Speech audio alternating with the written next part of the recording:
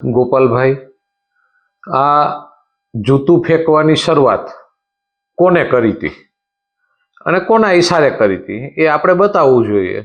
આપણી રાજકીય કારકિર્દી આ જૂતું ફેંકવાથી જ શરૂ થઈ છે. એટલે આવું આપણે જ કોઈને શીખવાડતા હોય છે ને પછી થતું હોય છે. આપણી કહેવત છે ને, આપણા ઘરના બાળકોની અંદર આપણે જે શીખવાડીએ ઘડતર થાય. અને જ્યારે પણ હોય ત્યારે પોલીસવાળાને કોનો ફોન આવ્યો, કોનો ફોન આવ્યો, કોઈનો ફોન નથી આવતો, એ કોણ છે એ તપાસ કરો. આની પહેલાં તમે સીધી વાત હોય ત્યારે ભારતીય જનતા પાર્ટી સરકાર હોય કે ભારતીય જનતા પાર્ટીની ઉપર આક્ષેપ કરતા પહેલા આત્મચિંતન કરવું ખૂબ જરૂરી છે કે આ શું કામ થઈ રહ્યું છે અને શું કારણથી થાય છે. એટલે આની પહેલા પણ ફેંક્યું હતું ત્યારે કોંગ્રેસનો કાર્યકર નીકળ્યો હતો. આને તપાસ કરો ને. કોઈ આક્ષેપ કરતા પહેલા નક્કર પગલાં લેવા જોઈએ. ભારતીય જનતા પાર્ટીના સંસ્કાર નથી આવા કે કોઈની ઉપર જૂતું ફેંકે.